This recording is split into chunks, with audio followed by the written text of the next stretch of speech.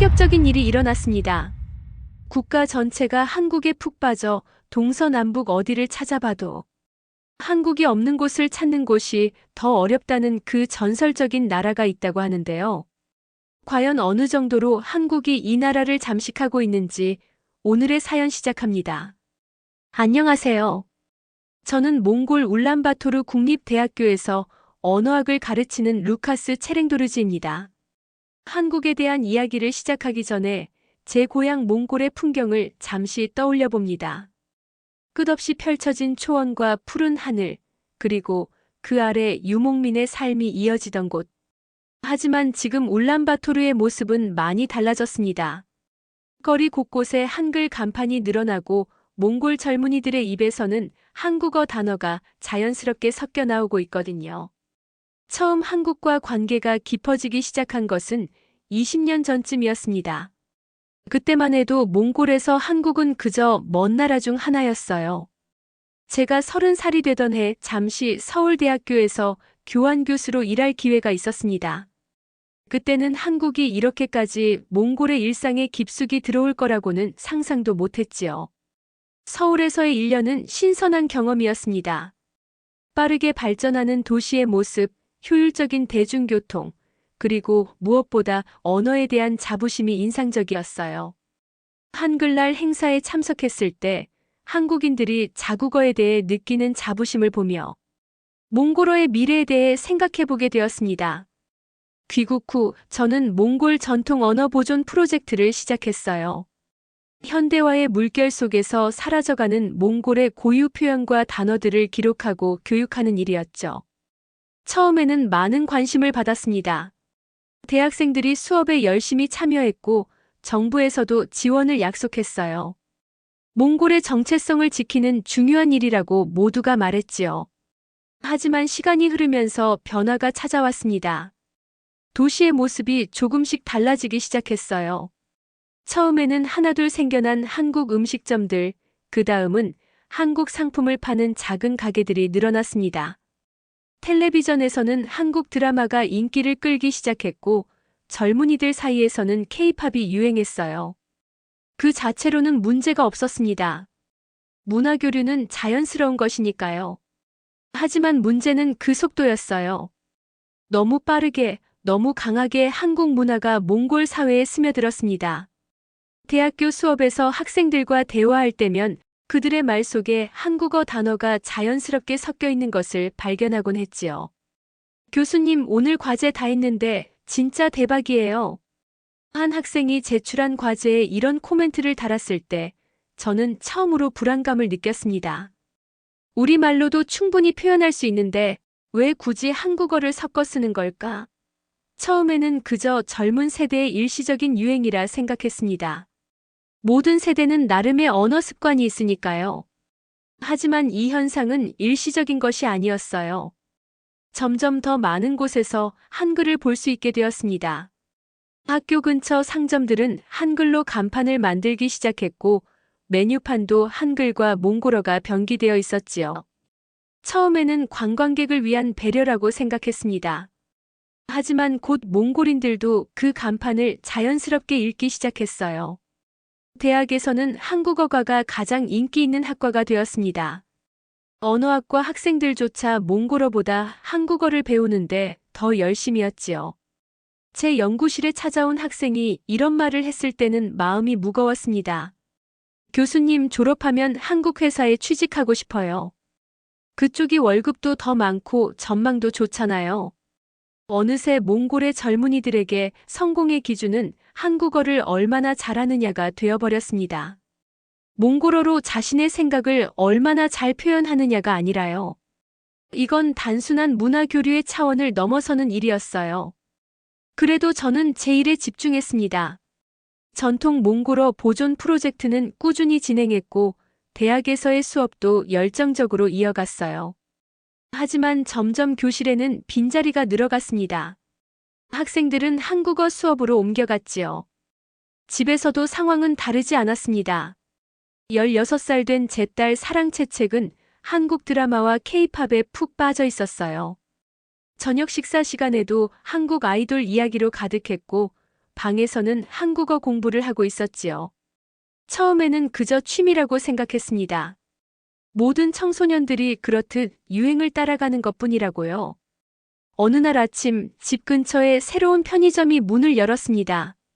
한국의 GS25였어요. 그 자체로는 특별할 것 없는 일이었지만 그날 본 광경은 제 마음에 큰 충격을 주었습니다. 편의점 내부의 모든 안내문, 제품 설명, 심지어 계산대의 시스템까지 한글로만 되어 있었어요. 몽골어는 어디에도 없었습니다. 점원에게 물어보았습니다. 왜 몽골어 안내문은 없나요? 그녀의 대답이 더 충격적이었어요. 손님들이 다 한국어를 알아요. 오히려 한글로만 써 있으니까 더 고급스럽대요. 집으로 돌아오는 길, 거리를 유심히 살펴보았습니다. 한글 간판이 늘어난 것은 알고 있었지만 이렇게까지 많아진 줄은 몰랐어요. 패션 매장, 식당, 카페. 거의 모든 상점이 한글 이름을 쓰고 있었습니다. 일부는 몽골어 표기가 아예 없었지요. 대학으로 향하는 길에 라디오를 틀었습니다. 몽골 방송국인데 진행자가 한국어 단어를 자연스럽게 섞어 쓰고 있었어요. 오늘 날씨가 완전 대박이네요. 여러분, 오늘도 화이팅 하세요. 이런 식이었습니다. 한국 노래도 연달아 3곡이나 나왔어요. 그날 오후 연구실에 한 학생이 찾아왔습니다. 평소 열심히 하던 친구였지요. 그런데 그가 한 말이 제 가슴을 무겁게 했어요. 교수님, 솔직히 말씀드리면 한국어 몰라도 살기 불편해요. 제 동생은 초등학생인데 친구들이 한국어를 모르면 놀림거리가 된대요. 저도 취업 준비하는데 한국어 능력 시험 점수가 없으면 서류에서 떨어진다고 하고요. 그 말을 듣는 순간 뭔가 무너지는 소리가 들리는 것 같았습니다. 이건 단순한 문화 교류가 아니었어요. 이건 우리의 정체성이 서서히 지워지고 있는 순간이었습니다. 집에 돌아와 인터넷 뉴스를 확인했습니다. 울란바토르 시내에 한국 편의점 GS25가 300개가 넘게 들어섰다는 기사였어요. 몽골 전체 인구가 300만 명 정도인 것을 생각하면 엄청난 숫자였습니다. 더 놀라운 것은 댓글이었어요. 한국식으로 바뀌어서 좋아요. 더 깨끗하고 편리해졌어요. 몽골어보다 한국어가 배우기 더 쉬워요. 우리 아이는 한국어를 먼저 배웠어요. 더 미래가 있는 언어니까요. 이 댓글들을 읽는 동안 제 마음은 복잡했습니다. 한편으로는 화가 났고 또 한편으로는 슬펐어요. 언어는 단순한 소통 도구가 아닙니다. 그것은 우리의 역사이자 문화이고 정체성이에요. 그것이 사라진다면 우리는 무엇이 될까요? 다음 날 저는 용기를 내어 지역신문에 칼럼을 투고했습니다. 우리의 언어, 우리의 영혼이라는 제목이었어요. 몽골어의 중요성과 외국 문화의 무분별한 수용이 가져올 수 있는 정체성의 혼란에 대해 썼습니다. 진심을 담아 썼어요. 우리 아이들이 자신의 뿌리를 잊지 않길 바라는 마음으로요. 그런데 반응은 제가 예상한 것과 달랐습니다. 온라인에서는 칼럼에 대한 비판이 쏟아졌어요. 시대에 뒤처진 구닥다리 생각이네요. 한국처럼 발전하려면 한국어도 배워야죠. 교수님은 글로벌 시대를 모르시나 봐요. 심지어 제 학생들 중에서도 비슷한 반응이 있었습니다. 수업 시간에 한 학생이 이렇게 말했어요. 교수님, 몽골어만 알면 여기서만 살 수 있어요. 한국어를 알면 더 넓은 세계로 나갈 수 있고요. 그 말에 대답하지 못했습니다. 어쩌면 그들 말이 맞을지도 모르겠다는 생각이 들었어요. 세상은 변하고 있고 국경은 점점 의미가 없어지고 있으니까요. 하지만 그렇다고 해서 우리의 언어와 문화를 포기해야 하는 걸까요? 집에 돌아와 딸 사랑채책과 이야기를 나눴습니다. 그녀는 이제 학교에서도 한국어를 배우고 있었어요. 아빠, 나 오늘 한국어 시험에서 1등 했어. 그녀의 눈은 자랑스러움으로 빛나고 있었습니다. 제가 아무리 몽골어의 중요성을 강조해도 그녀에게는 한국어가 더 매력적으로 느껴지는 듯 했어요. 대화 중에 그녀가 한 말이 제 마음에 남았습니다. 아빠, 나중에 김밥 가게 열고 싶어. 우리 몽골 사람들도 이제 다 김밥 좋아하잖아. 그날 밤 아내와 늦게까지 이야기를 나눴습니다. 그녀도 최근에 식당을 열기 위해 준비하고 있었어요. 그런데 그것도 한국식 식당이었습니다. 여보, 한국식 인테리어 컨설팅을 받으려고 해요. 요즘 손님들이 그런 분위기를 좋아하거든요. 아내의 말에 반박할 수 없었습니다. 그녀도 생존을 위해 변화하는 시장에 적응하려는 것뿐이었으니까요. 하지만 마음 한구석이 아팠습니다. 우리 가족조차 이 변화의 흐름을 피할 수 없다는 사실이 서글펐어요. 다음 날 아침 대학교에서는 특별한 소식이 기다리고 있었습니다. 학장님이 저를 사무실로 불러 중요한 이야기를 하고 싶다고 하셨어요. 그곳에 들어서자 낯선 서류 한 뭉치가 책상 위에 놓여 있었습니다. 루카스 교수, 정부에서 새 프로젝트를 시작하려고 하는데 당신의 자문이 필요하답니다. 서류를 펼쳐보니 울란바토르 스마트시티 구축 계획이라는 제목이 눈에 들어왔어요. 내용을 읽어내려가며 제 마음은 점점 무거워졌습니다. 그것은 몽골의 수도를 한국식 스마트 도시로 탈바꿈시키는 대규모 프로젝트였어요. 도로 체계부터 공공시설, 심지어 도시 행정 시스템까지 모두 한국의 모델을 따라 재구성하는 내용이었습니다. 이 프로젝트에 대한 교수님의 의견이 필요합니다. 특히 문화적, 언어적 측면에서요. 학장님의 말씀에 잠시 침묵했습니다. 내 앞에 놓인 것은 단순한 자문 요청이 아니었어요. 이것은 선택의 순간이었습니다. 내가 이 프로젝트에 참여한다면 그것은 내가 지금까지 지켜온 가치와 모순되는 일이 될 테니까요. 하지만 거절한다면 변화의 흐름에 아무런 영향도 미치지 못할 것이었습니다. 시간을 좀 주시겠습니까? 신중히 검토해보고 답변드리겠습니다. 그날 오후 연구실에서 서류를 꼼꼼히 살펴보았습니다. 프로젝트의 규모는 상상을 초월했어요. 10억 달러가 넘는 예산, 5년에 걸친 계획, 그리고 모든 것의 중심에는 한국식 발전 모델이 자리하고 있었습니다. 가장 눈에 띈 것은 공용어 정책 부분이었어요. 모든 공공시설과 서비스에서 한국어를 몽골어와 함께 사용하는 정책이었습니다. 표면적으로는 이중 언어 정책이라고 했지만 이 방향으로 가다 보면 결국 한국어가 더 우세해질 것이라는 점은 분명해 보였어요.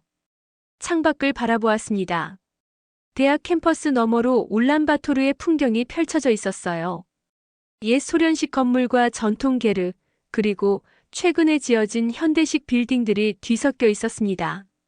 이곳이 앞으로 어떻게 변해갈까 생각하니 마음이 복잡했어요.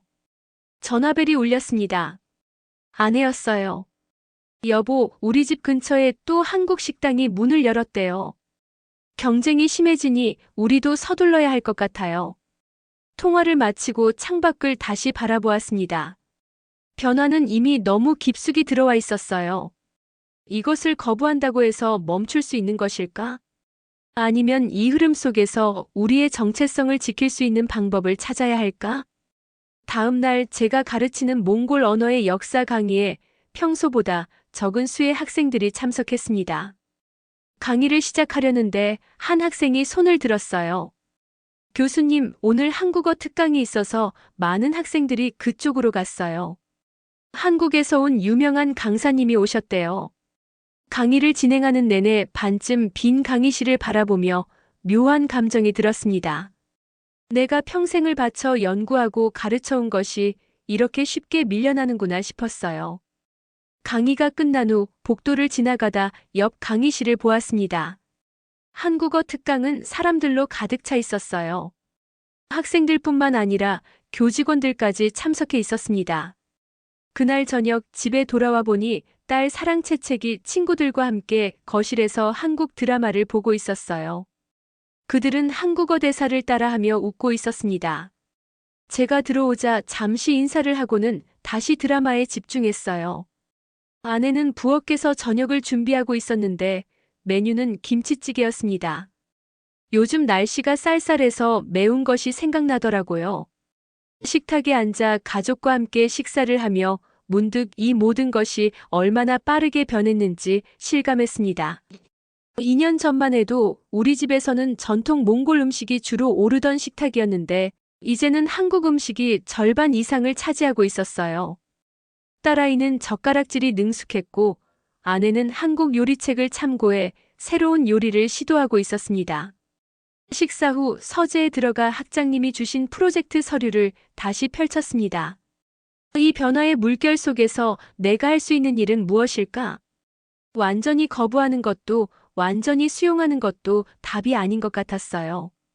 그렇다면 제 역할은 무엇일까? 다음 날 아침 결심을 하고 학장님을 찾아갔습니다. 프로젝트에 참여하겠습니다. 하지만 한 가지 조건이 있습니다. 모든 한국식 시스템과 서비스에 몽골어가 반드시 함께 사용되어야 합니다. 이것은 타협할 수 없는 부분입니다. 학장님은 잠시 생각하더니 고개를 끄덕였어요. 좋습니다. 교수님의 참여가 바로 그런 균형을 위해 필요한 것이니까요. 그날부터 저는 울란바토르 스마트시티 프로젝트의 언어 자문으로 활동하기 시작했습니다. 처음에는 단순히 몽골어 표기가 제대로 되어 있는지 확인하는 정도였지만 점차 더 깊이 관여하게 되었어요. 모든 공공 시스템, 안내문, 지도에서 몽골어가 한국어보다 작게 표기되거나 생략되는 일이 없도록 감시했습니다. 한편 대학에서는 새로운 시도를 했어요. 전통과 현대의 조화라는 주제로 특별 강좌를 개설했습니다. 몽골의 전통 문화와 언어가 어떻게 현대 사회에서 의미를 가질 수 있는지 학생들과 함께 탐구하는 수업이었어요. 첫 수업에는 10명 정도의 학생만 참석했지만 점차 관심을 보이는 학생들이 늘어났습니다. 그러던 어느 날 딸 사랑채책이 학교에서 돌아와 흥분된 목소리로 말했어요. 아빠, 내일 우리 학교에 특별한 행사가 있어요. 한국 문화 체험의 날이래요. 한국 드라마도 보고 한국 음식도 만들고 한국어로 글도 쓰는 행사요. 그 말을 듣고 문득 불안감이 들었습니다. 이것이 과연 단순한 문화 체험일까? 아니면 더 깊은 의미가 있는 걸까? 다음 날 딸의 학교를 방문해 보기로 했어요. 이튿날 딸의 학교를 찾아갔습니다. 평범한 교회 학교였지만 교문에 들어서자마자 분위기가 달랐어요. 현관에는 큰 한글 환영 문구가 걸려 있었고 복도에는 한국의 관광 명소 포스터가 즐비했습니다. 교실마다 한국 국기와 몽골 국기가 나란히 걸려 있었어요. 교장실로 안내받았습니다. 교장 선생님은 50대 중반의 활기찬 여성이었어요. 제 방문 목적을 말하자 그녀는 기꺼이 학교를 안내해 주겠다고 했습니다. 루카스 교수님, 저희 학교가 몽골에서 최초로 한국 문화 통합 교육을 시작했다는 거 알고 계셨나요? 교장 선생님은 자랑스럽게 말했습니다. 우리는 복도를 걸으며 각 교실을 들여다보았어요. 한 교실에서는 학생들이 한국어로 대화 연습을 하고 있었고, 다른 교실에서는 한국 역사를 배우고 있었습니다. 놀라운 것은 이것이 외국어 수업이 아니라 정규 교육 과정의 일부라는 점이었어요.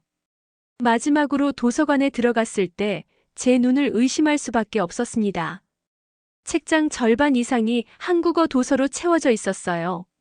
한국 동화책, 소설, 심지어 한국어로 번역된 세계 명작까지 있었습니다. 이건 좀 지나친 것 아닌가요? 아이들이 몽골어보다 한국어 책을 더 많이 접하게 되는 것 같은데요. 교장 선생님은 제 우려를 듣더니 잠시 생각에 잠겼다가 대답했어요. 교수님, 솔직히 말씀드리자면 현실적인 선택이에요. 이제 우리 아이들이 살아갈 세상은 한국어 없이는 불가능합니다.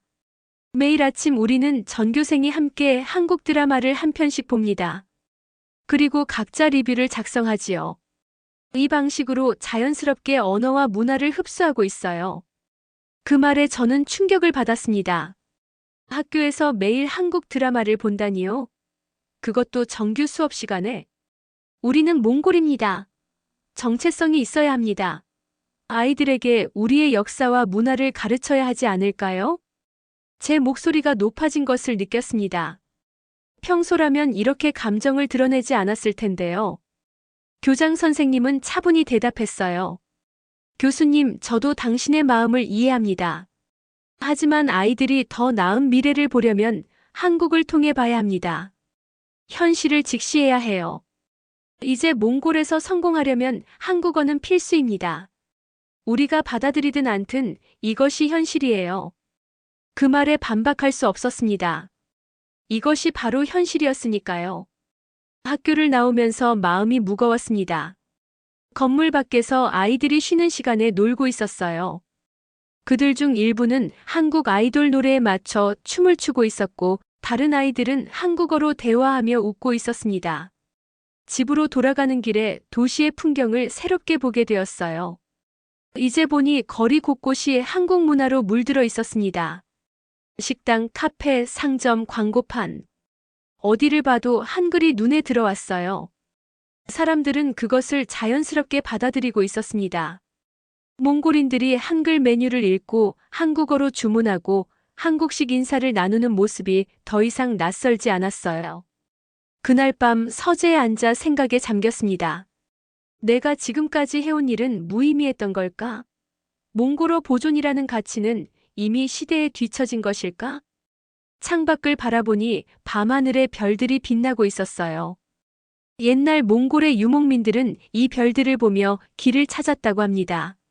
하지만 이제 도시의 불빛에 가려 별은 잘 보이지 않았습니다.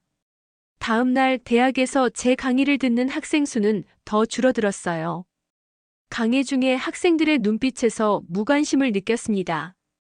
그들에게 몽골어의 역사와 아름다움을 열정적으로 이야기했지만 그것이 닿지 않는 듯 했어요. 강의가 끝나고 한 학생이 다가왔습니다. 교수님, 솔직히 말해도 될까요? 저희가 몽골어를 공부하는 이유는 필수 과목이어서 그렇지, 실제로는 별로 필요하다고 느끼지 않아요. 한국어를 잘하면 좋은 직장을 구할 수 있고 더 많은 기회가 있으니까요. 그 말이 가슴을 찔렀습니다. 내가 평생 연구해온 것이 이젠 필수 과목에 불과하다니요. 연구실로 돌아와 창밖을 바라보았습니다. 예전에는 이 대학이 몽골의 지성과 문화를 이끌어가는 곳이라고 자부했어요. 하지만 이제는 그저 취업을 위한 발판으로 여겨지는 것 같았습니다. 그날 저녁 집에 돌아와 보니 아내가 노트북 앞에 앉아 있었어요. 그녀는 한국 요리 영상을 보며 열심히 메모를 하고 있었습니다. 여보, 내일 음식점 컨설턴트를 만나요. 메뉴 구성과 인테리어 디자인을 논의할 예정이에요. 아내의 열정적인 모습을 보며 복잡한 감정이 들었습니다. 그녀는 단지 성공하기 위해 현실에 적응하고 있을 뿐이었어요. 그것을 탓할 수 없었지만 마음 한구석이 아팠습니다. 딸 사랑채책은 자기 방에서 한국어 숙제를 하고 있었어요. 문을 열고 들여다보니 그녀는 한국 드라마의 대사를 따라 쓰고 있었습니다. 제가 들어오자 밝게 웃으며 말했어요. 아빠, 이번 주 한국어 경진대회에서 2등했어.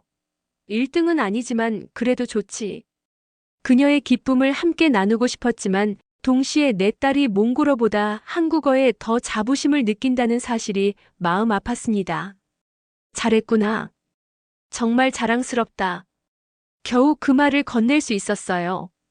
밤이 깊어 모두가 잠든 후 서재에 앉아 생각에 잠겼습니다. 이 길을 계속 가야 할까? 매일같이 외롭게 싸움을 이어가야 할까?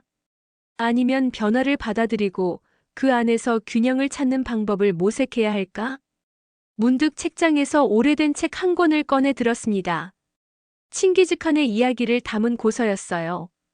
그는 다른 문화와 지식을 받아들이는 데 개방적이었지만 결코 몽골의 정체성을 잃지 않았습니다. 오히려 외부의 지혜를 흡수하여 몽골을 더욱 강하게 만들었지요. 그때 문득 깨달음이 왔습니다. 문제는 한국 문화 자체가 아니라 그것을 받아들이는 우리의 방식이었어요. 완전히 거부하는 것도 무비판적으로 수용하는 것도 답이 아니었습니다. 중요한 것은 균형이었어요. 다른 문화의 좋은 점을 배우면서도 우리의 뿌리를 잊지 않는 것. 그날 밤 오랜만에 마음이 편안해졌습니다. 내일부터는 다른 방식으로 접근해봐야겠다는 생각이 들었어요. 완전히 거부하는 대신 이 변화의 물결 속에서 우리의 정체성을 지키는 방법을 찾아야 했습니다. 다음 날 이전과는 다른 태도로 하루를 시작했습니다. 대학으로 향하는 길에 한국 라디오 방송을 틀어보았어요. 아나운서가 한국어와 몽골어를 섞어 쓰는 것이 이제는 그리 거슬리지 않았습니다. 오히려 두 언어가 함께 공존하는 모습에 조금씩 익숙해지고 있었어요. 대학에 도착하자 학과 사무실에서 뜻밖의 소식을 들었습니다. 제가 몇 년 전에 한국으로 유학 보냈던 제자들이 저를 만나러 온다는 거였어요. 그들은 이제 한국에서 연구원과 번역가로 일하고 있었습니다. 교수님, 그들이 교수님을 한국으로 초청하고 싶다고 해요. 새로운 연구 프로젝트에 참여해달라고요. 조교의 말에 놀랐습니다. 한국을 다시 방문한다는 생각은 해본 적이 없었어요. 마지막 방문이 10년도 더 된 일이었으니까요. 하지만 이 기회가 어쩌면 새로운 관점을 얻는 데 도움이 될 수도 있겠다는 생각이 들었습니다. 그날 오후 제자들과 만남이 있었어요. 그들은 많이 성장해 있었습니다. 한국에서의 생활이 그들에게 새로운 시각과 기회를 준 것 같았어요. 그들의 이야기를 들으며 한국이 몽골인들에게 제공하는 기회에 대해 더 깊이 이해하게 되었습니다. 교수님, 한국에서는 몽골인들이 많은 분야에서 활동하고 있어요. 하지만 언어 장벽이 있어서 어려움을 겪는 분들도 많습니다. 특히 몽골 노동자들이 농촌이나 공사장에서 일할 때 한국어를 못하면 많은 차별을 겪어요. 한 제자의 말에 마음이 무거워졌습니다. 그는 계속해서 이야기했어요. 실제로 현장에서는 한국어를 배워야 사람 대접받는다는 말이 있어요. 그래서 저희가 몽골인 노동자들을 위한 한국어 교육 프로그램을 시작했습니다. 교수님이 이 프로젝트에 자문을 해주셨으면 해요. 그들의 초청에 고민 없이 수락했습니다. 한 달 후 한국을 방문하기로 했어요. 이번 방문이 새로운 시각을 줄 것이라는 예감이 들었습니다. 한 달이 빠르게 지나고 서울에 도착했습니다. 10년 전과 비교해 도시는 더욱 현대적으로 변해 있었어요. 첫 이틀은 제자들의 안내로 서울 곳곳을 둘러보았습니다. 역동적인 도시의 모습, 효율적인 공공 시스템, 그리고 무엇보다 한국인들의 자국 문화에 대한 자부심이 인상적이었어요. 셋째 날 제자들이 운영하는 교육센터를 방문했습니다. 그곳에서는 몽골인 노동자들을 위한 한국어 교실이 열리고 있었어요. 교실에 들어서자 20명 정도의 성인 학습자들이 열심히 공부하고 있었습니다. 그들의 표정에서 배움의 열정과 동시에 어려움도 읽을 수 있었어요. 수업이 끝난 후 몇몇 학습자들과 대화할 기회가 있었습니다. 그들의 이야기는 제 마음을 무겁게 했어요. 저는 경기도의 한 농장에서 일해요. 처음에는 한국어를 전혀 몰라서 정말 힘들었습니다. 농장주가 지시하는 것을 이해하지 못해 자주 혼났고 월급도 제대로 받지 못했어요. 이제 조금씩 한국어를 배우니 상황이 나아지고 있습니다. 다른 사람은 건설 현장에서의 경험을 이야기했어요. 한국어를 못하면 가장 힘든 일만 시키고 위험한 작업에도 안전 교육 없이 투입됩니다.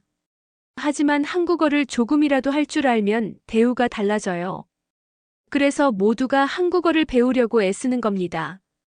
그들의 이야기를 들으며 마음이 아팠습니다. 언어가 단순한 소통 도구를 넘어 생존과 존엄의 문제가 된 현실이었어요. 몽골에서 한국어가 유행처럼 번져가는 이유를 더 깊이 이해하게 되었습니다. 그것은 단순한 문화적 선호가 아니라 경제적 필요와 생존의 문제였어요.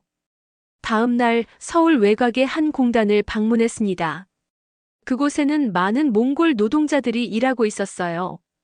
그들 중 일부는 몇 년간 한국에서 일하며 모은 돈으로 몽골의 사업을 시작할 계획이라고 했습니다.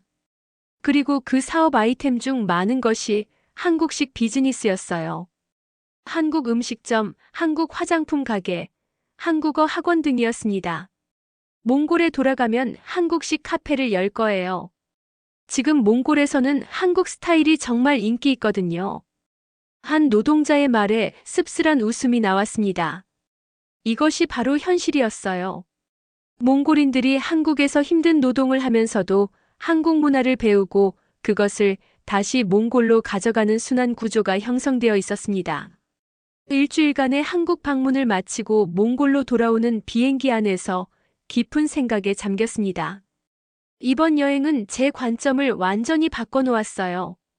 한국 문화의 유입을 단순히 침략이나 위협으로만 볼 수는 없다는 것을 깨달았습니다. 그것은 복잡한 경제적, 사회적 요인이 얽힌 현상이었어요. 울란바토르에 도착하자마자 집으로 향했습니다. 아내와 딸이 반갑게 맞아주었어요. 딸 사랑채책은 제가 한국에서 가져온 선물을 보며 기뻐했습니다. 저녁 식사를 하며 한국에서의 경험을 이야기했어요. 그래서 아빠는 이제 한국 문화에 대해 어떻게 생각해? 딸의 질문에 잠시 생각에 잠겼습니다. 그리고 조심스럽게 대답했어요. 아빠는 이제 이해해. 세상은 변하고 있고 우리도 그 변화에 적응해야 해. 하지만 동시에 우리의 뿌리도 잊지 말아야 한다는 거지. 다음 날 대학으로 복귀했습니다. 학장님을 찾아가 중요한 제안을 했어요. 학장님, 저는 우리 대학의 교육 시스템을 몽골어와 한국어 이중 언어 체계로 바꾸는 것을 제안합니다. 완전히 거부할 수도 없고 완전히 수용할 수도 없는 상황에서 최선의 방법은 균형을 찾는 것이라고 생각합니다. 학장님은 놀란 표정으로 저를 바라보았어요. 그동안 제가 한국어 교육에 반대해온 것을 알고 있었기 때문이죠. 무슨 일이 있었나요? 입장이 많이 바뀌신 것 같은데요. 저는 한국에서의 경험을 이야기했습니다. 몽골 노동자들의 현실, 그들이 한국어를 배우는 이유, 그리고 그 지식을 다시 몽골로 가져오는 순환 구조에 대해서요. 이제 저는 이렇게 생각합니다. 우리는 한국을 통해 세계를 보게 되었습니다. 그것은 현실이고 부정할 수 없는 사실입니다. 하지만 한국을 따라가기만 한다면 우리는 우리 자신의 길을 잃게 될 것입니다. 우리는 한국에서 배우되 그것을 우리의 방식으로 발전시켜야 합니다. 학장님은 깊이 고개를 끄덕였어요. 그리고 제 제안을 수용했습니다. 이것은 제가 그동안 지켜온 순수주의와의 결별이었지만 동시에 새로운 시작이기도 했어요. 집에 돌아와 아내에게 이 결정에 대해 이야기했습니다. 그녀는 제 손을 꼭 잡으며 말했어요. 당신이 변화를 받아들이는 모습이 자랑스러워요. 우리 함께 이 변화 속에서 우리만의 길을 찾아봐요. 그날 밤 오랜만에 편안한 마음으로 잠들 수 있었습니다. 모든 것에 정답은 없다는 것을 받아들였어요. 중요한 것은 변화 속에서도 자신의 가치를 잃지 않는 것이라고 깨달았습니다.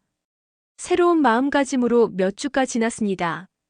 대학에서는 이중 언어 교육 시스템 도입을 위한 준비가 한창이었어요. 처음에는 반대하는 목소리도 있었지만 점차 많은 교수들이 이 변화의 필요성을 인정하기 시작했습니다. 저는 이 프로젝트의 중심에서 몽골어와 한국어가 어떻게 조화롭게 공존할 수 있을지 연구했어요. 어느 날 오후 교육청으로부터 공식 초청장이 도착했습니다. 울란바토르 교육 컨퍼런스에서 연설을 해달라는 요청이었어요. 주제는 글로벌 시대의 언어 교육과 문화 정체성이었습니다. 이것은 제 생각을 많은 사람들과 나눌 수 있는 좋은 기회라고 생각했어요. 연설 준비를 위해 밤늦게까지 연구실에 남아있던 어느 날 한 학생이 찾아왔습니다. 그는 저의 전통과 현대의 조화 특별 강좌를 듣던 학생이었어요. 교수님, 제가 만든 앱을 보여드리고 싶어서 왔습니다. 그는 스마트폰을 꺼내 하나의 애플리케이션을 보여주었어요.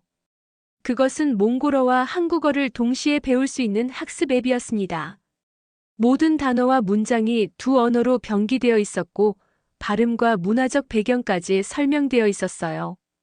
교수님 수업을 듣고 영감을 받았습니다. 우리는 한국어를 배우면서도 몽골어를 잊지 말아야 한다는 교수님의 말씀이 마음에 와닿았어요. 그 순간 무언가 뜨거운 것이 가슴을 채우는 것을 느꼈습니다. 비록 작은 변화였지만 내 메시지가 누군가에게 전달되었다는 사실이 기뻤어요. 그 학생의 앱은 단순한 언어 학습 도구를 넘어 문화적 균형을 찾으려는 노력의 산물이었습니다. 이 앱을 더 발전시켜 보세요. 필요한 자료나 조언이 있다면 언제든 도울게요. 학생이 떠난 후 창밖을 바라보았습니다. 울란바토르의 밤 풍경이 펼쳐져 있었어요. 한글 네온 사인이 빛나는 건물들 사이로 전통 게르의 실루엣도 보였습니다. 이 두 가지가 공존하는 모습이 갑자기 아름답게 느껴졌어요. 다음 날 딸 사랑채책의 학교 행사에 참석했습니다. 문화의 날 행사였는데 학생들이 다양한 국가의 문화를 소개하는 자리였어요. 딸은 한국 부스를 담당하고 있었습니다. 그녀가 한국 전통 의상을 입고 방문객들에게 한국 문화를 설명하는 모습이 자랑스러웠어요. 행사가 끝난 후 딸에게 물었습니다. 한국 문화에 대해 이렇게 많이 알고 있구나. 몽골 문화에 대해서도 잘 알고 있니? 딸은 잠시 생각하더니 조금 부끄러운 표정으로 대답했어요. 사실, 한국 문화는 많이 알지만 우리 몽골 문화는 그렇게 많이 알지 못해요. 학교에서도 잘 안 가르쳐 주고. 그 말을 듣고 마음이 아팠습니다. 하지만 동시에 이것이 바로 제가 해결해야 할 문제라는 것을 깨달았어요. 우리는 다른 문화를 배우는 것도 중요하지만 자신의 뿌리를 알고 그것을 소중히 여기는 것 역시 중요하니까요.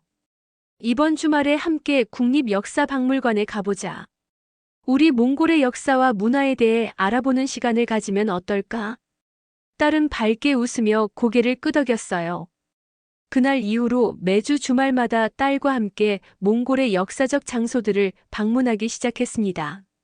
전통사원, 박물관, 문화유적지 등을 돌아다니며 그녀에게 우리의 역사와 전통에 대해 이야기해 주었어요.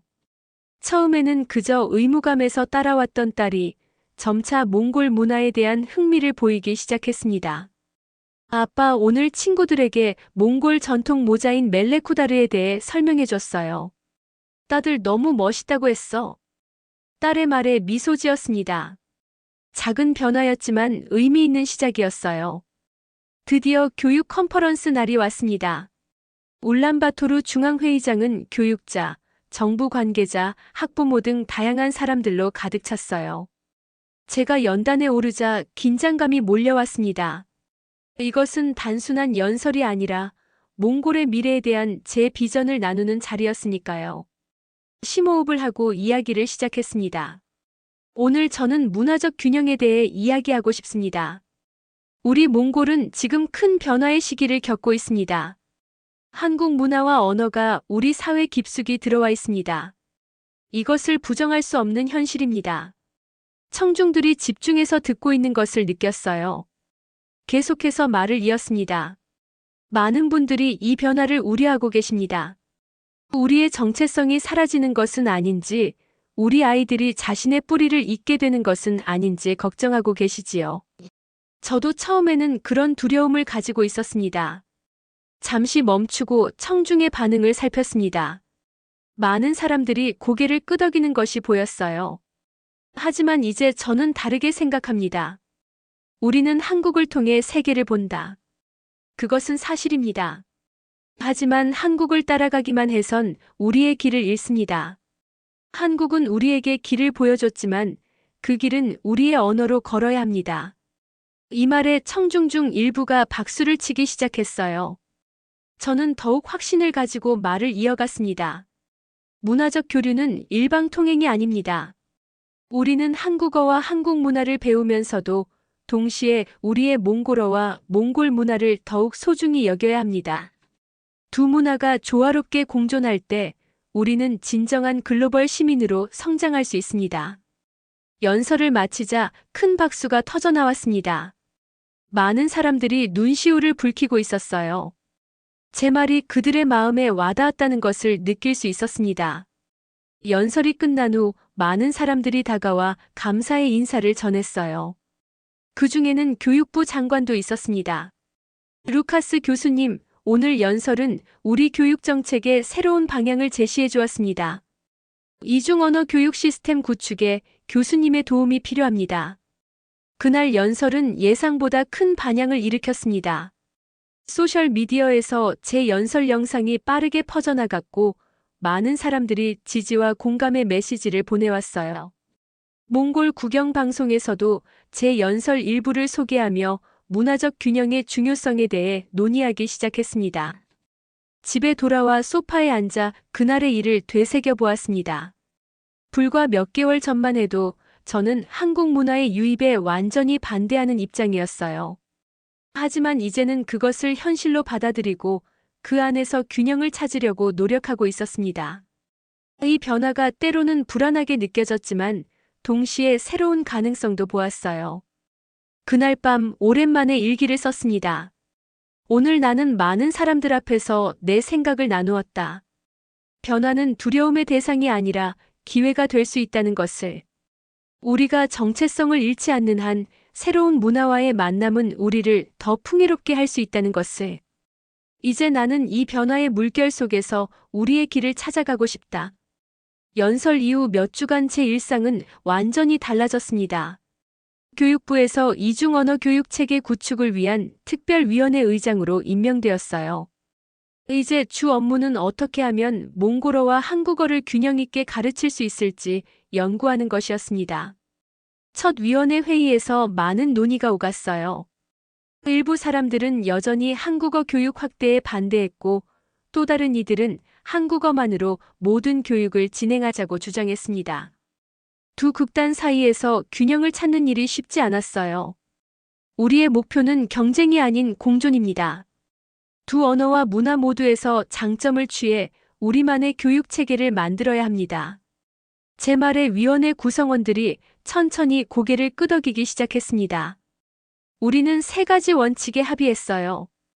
첫째, 초등학교에서 몽골어 기초 교육을 충실히 한 후에 한국어 교육을 시작할 것. 둘째, 모든 교과서와 교육 자료에 두 언어를 병기할 것. 셋째, 몽골 문화와 역사 교육을 강화하되 글로벌 시각에서 접근할 것. 이 원칙들은 곧 몽골 교육부의 공식 지침이 되었습니다. 일부 학교에서 시범 운영을 시작했고 반응은 예상보다 좋았어요. 학생들은 두 언어를 배우는 것에 흥미를 느꼈고 교사들도 새로운 접근법에 열정을 보였습니다. 한편 제 제자가 개발한 이중 언어 학습 앱은 예상치 못한 성공을 거두었어요. 몽골 마이너스 한국 대화 앱은 출시 한 달 만에 10만 건 이상의 다운로드를 기록했습니다. 더 놀라운 것은 한국인들도 이 앱을 사용해 몽골어를 배우기 시작했다는 점이었어요. 어느 날 아침 제자가 흥분된 표정으로 연구실을 찾아왔습니다. 교수님, 우리 앱이 국제교육기술대회에서 상을 받았어요. 그리고 한국의 큰 기업에서 투자 제안이 들어왔습니다. 그 소식을 듣고 제 마음은 기쁨으로 가득 찼습니다. 이것은 단순한 성공 사례를 넘어 진정한 문화 교류의 시작이었으니까요. 몽골인들이 한국어를 배우듯 이제 한국인들도 몽골어에 관심을 갖기 시작한 것이었습니다. 다음 날 집에서 저녁 식사를 하던 중에 텔레비전 뉴스에서 놀라운 소식을 들었어요. 몽골 정부가 전국 이중 언어 프로젝트를 공식 발표했다는 내용이었습니다. 모든 공공기관과 서비스에서 몽골어와 한국어를 동등하게 사용하는 정책이었어요. 더불어 몽골 문화유산을 디지털화하고 한국어로도 번역하여 세계에 알리는 계획도 포함되어 있었습니다. 딸 사랑채책이 제 어깨를 톡톡 쳤어요. 아빠, 이건 다 아빠 덕분이에요. 아빠가 시작한 변화예요. 제 얼굴이 붉어졌습니다. 사실 이 모든 것이 제 혼자만의 노력으로 이루어진 것은 아니었어요. 많은 사람들이 각자의 위치에서 균형을 찾기 위해 노력해왔습니다.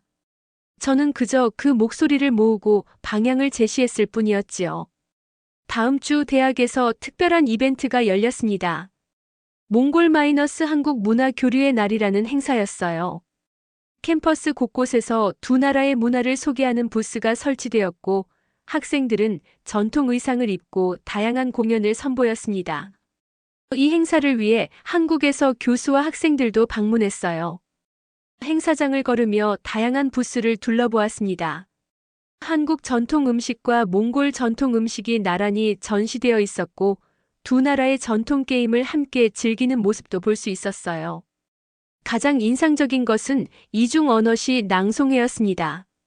학생들이 몽골어와 한국어로 번갈아가며 시를 낭송하는 모습이 아름다웠어요.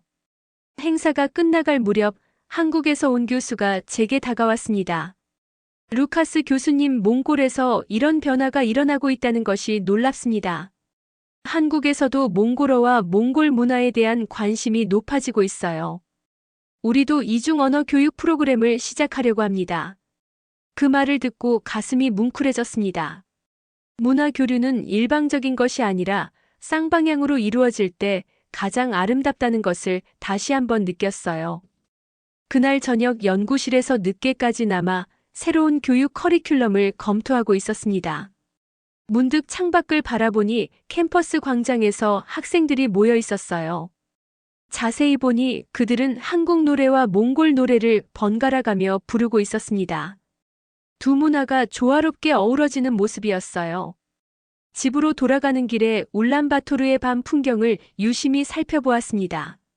한글 간판들은 여전히 많았지만 이제는 대부분 몽골어와 병기되어 있었어요.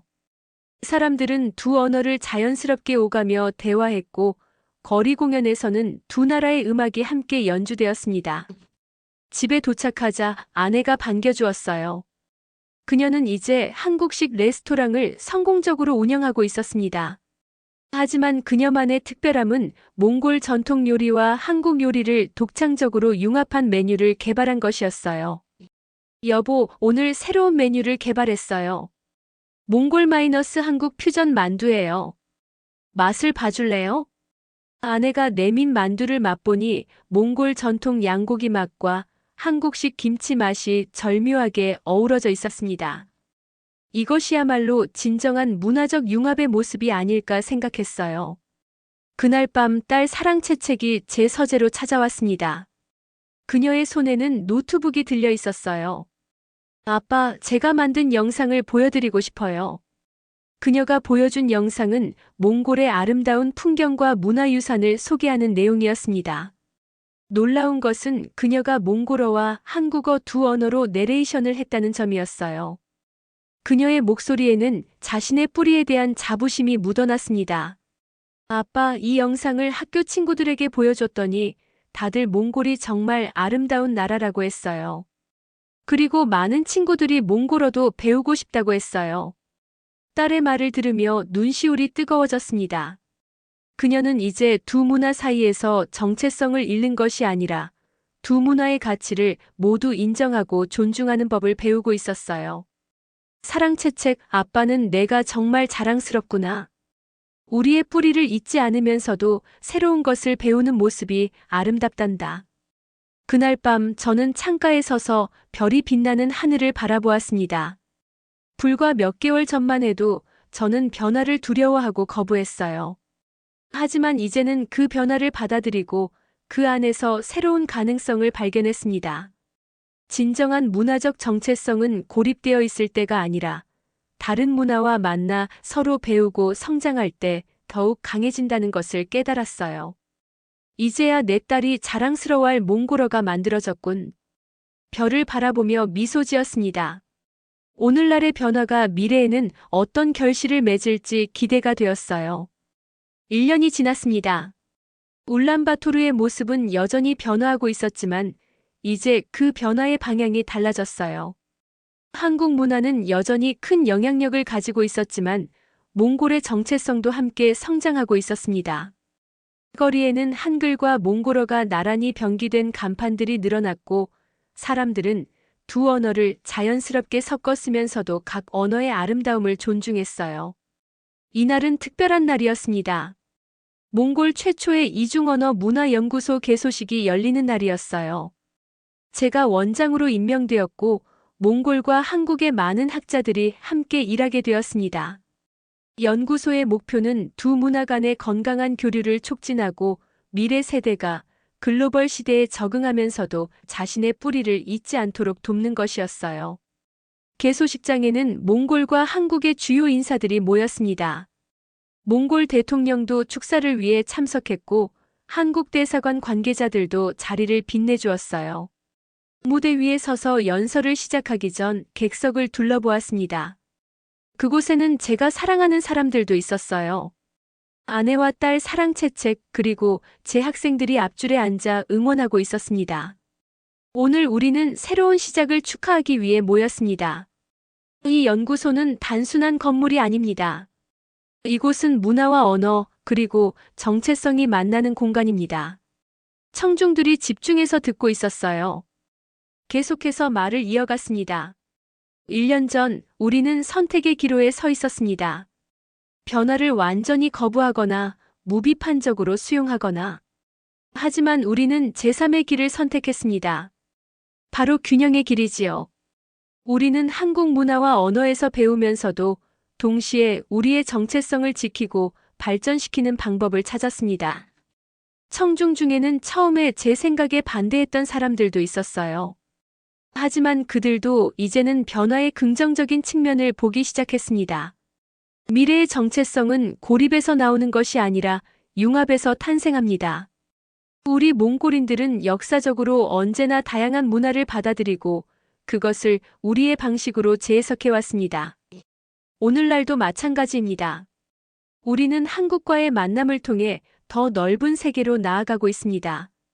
연설을 마치고 객석을 바라보니 많은 사람들이 감동의 박수를 보내고 있었어요. 특히 눈에 띈 것은 젊은 세대들의 반응이었습니다. 그들의 눈빛에서 희망과 자부심을 읽을 수 있었어요.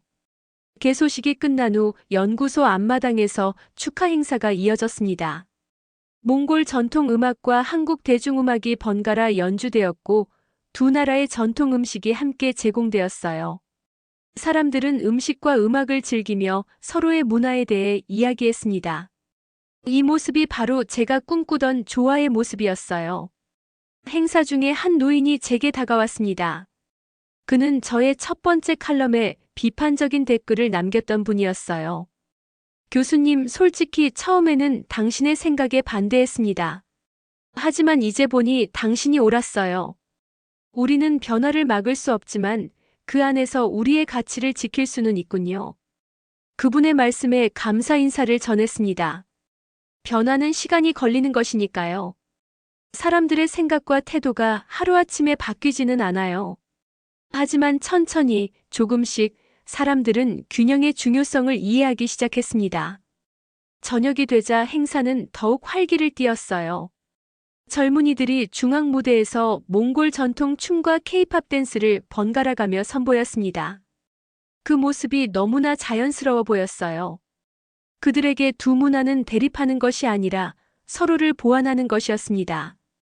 밤이 깊어가면서 연구소 옥상으로 올라가 도시의 불빛을 바라보았습니다. 울란바토르는 여전히 변화하고 있었어요. 새로운 빌딩들이 계속해서 세워지고 도시는 점점 현대화되고 있었습니다. 하지만 이제 그 변화의 과정에서 몽골의 정체성이 함께 성장하고 있다는 사실이 위안이 되었어요. 딸 사랑채책이 옥상으로 올라와 제 곁에 섰습니다. 그녀는 이제 대학생이 되어 이중 언어 교육학을 공부하고 있었어요. 아빠, 저 좀 봐요. 저기 새로 지은 게르 카페 보이세요? 전통 게르 모양인데 내부는 현대적인 카페래요. 그리고 메뉴는 몽골 전통차와 한국 디저트를 함께 판대요. 그녀가 가리키는 방향을 바라보니 정말 현대적인 건물들 사이에 전통 게르 모양의 카페가 보였습니다. 그곳에서 나오는 따뜻한 불빛이 밤의 어둠 속에서 빛나고 있었어요. 그 모습이 마치 우리의 여정을 상징하는 것 같았습니다. 전통과 현대가 만나 새로운 아름다움을 창조하는 모습. 사랑채책, 앞으로 우리 사회는 어떻게 변할 것 같니? 제 질문에 딸은 잠시 생각에 잠겼다가 대답했어요. 더 다양해질 것 같아요. 한국 문화만이 아니라 세계 여러 문화와 교류하게 될 거예요. 하지만 우리는 몽골인으로서의 정체성을 잃지 않을 거예요. 오히려 다른 문화를 만나면서 우리 문화의 독특함과 가치를 더 깊이 이해하게 될 거예요. 딸의 말에 깊이 공감했습니다. 그녀의 세대는 이미 다양성과 균형의 가치를 자연스럽게 받아들이고 있었어요. 그들에게 문화적 정체성은 고정된 것이 아니라 계속해서 성장하고 변화하는 것이었습니다. 연구소로 돌아와 마지막 손님들과 인사를 나누고 있을 때 한 어린 소년이 제게 다가왔어요. 그는 몽골 전통 의상을 입고 있었지만 한국어로 말을 걸었습니다. 교수님, 저는 커서 교수님처럼 두 나라의 문화를 연구하는 학자가 되고 싶어요. 소년의 순수한 꿈에 미소 지었습니다. 그의 작은 어깨에 손을 얹으며 말했어요. 내 꿈이 이루어지길 바란다. 그리고 기억하렴. 진정한 지혜는 다름을 인정하고 그 안에서 조화를 찾는 것이란다. 행사가 모두 끝나고 가족과 함께 집으로 돌아가는 길에 울란바토르의 밤 풍경을 바라보았습니다. 한글 네온사인과 몽골 전통 문양이 어우러진 도시의 모습이 아름답게 느껴졌어요. 이것이 바로 우리가 만들어가는 새로운 몽골의 모습이었습니다. 집에 도착하여 창가에 서서 밤하늘을 바라보았습니다. 별들이 여전히 그 자리에서 빛나고 있었어요. 옛날 몽골의 유목민들이 그랬듯이 우리도 이 별들을 보며 길을 찾아가고 있었습니다. 다만 그 길은 이제 더 넓고 다양해졌을 뿐이었지요. 내 조국은 지금 한국어 없이는 숨 쉴 수 없는 나라가 되었습니다. 1년 전에 제가 연설에서 했던 이 말을 떠올렸습니다. 그때는 그 말이 슬픔과 두려움으로 가득 차 있었지만 이제는 다르게 느껴졌어요. 그것은 현실에 대한 인정이자 새로운 가능성을 향한 첫걸음이었습니다. 서재에 앉아 새 책의 서문을 쓰기 시작했습니다. 두 문화 사이에서 몽골의 정체성 찾기라는 제목의 책이었어요. 이 책은 제가 지난 1년간 경험하고 배운 것들을 담은 것이었습니다. 우리는 종종 변화를 두려워합니다. 익숙한 것이 사라지고 새로운 것이 들어올 때 우리는 상실감을 느끼지요. 하지만 진정한 상실은 변화 자체가 아니라 그 변화 속에서 균형을 찾지 못할 때 일어납니다. 다른 문화와의 만남은 위협이 아니라 기회입니다. 우리가 누구인지 깊이 성찰하고 우리의 가치를 재확인하며 더 넓은 세계로 나아갈 수 있는 기회 말입니다.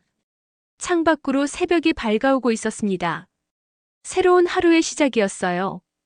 멀리서 들려오는 몽골 전통 음악과 한국 대중음악이 어우러진 소리를 들으며 이 도시와 함께 저도 계속해서 성장하고 변화할 것이라고 다짐했습니다. 그것이 바로 살아있다는 것의 의미니까요. 한국식 도시 안에서 몽골어 노래를 부르는 어린이들의 모습을 떠올리며 눈시울이 붉어졌습니다. 그들은 두 세계 사이에서 길을 잃지 않고 자신만의 길을 창조해 나갈 것입니다. 그것이 바로 문화의 진정한 힘이자 아름다움이라고 생각했어요. 결국 우리는 모두 이 넓은 세계의 여행자일 뿐입니다. 각자의 언어와 문화를 가지고 있지만 함께 걸어가는 길 위에서 서로를 이해하고 배울 때 우리는 진정한 인류 공동체의 일원이 됩니다. 새 책의 서문을 마무리하며 창밖으로 떠오르는 태양을 바라보았습니다. 오늘도 울란바토르는 변화하고 있었고 그 변화 속에서 새로운 몽골이 태어나고 있었어요. 저는 이제 그 변화를 두려워하지 않았습니다. 오히려 그 변화의 일부가 되어 더 나은 미래를 함께 만들어가고 싶었어요. 이것이 제 이야기입니다. 두 문화 사이에서 균형을 찾아가는 한 언어학자의 여정. 그리고 이 여정은 여전히 계속되고 있습니다. 매일 새로운 도전과 가능성이 기다리고 있으니까요. 하지만 이제 저는 알고 있습니다.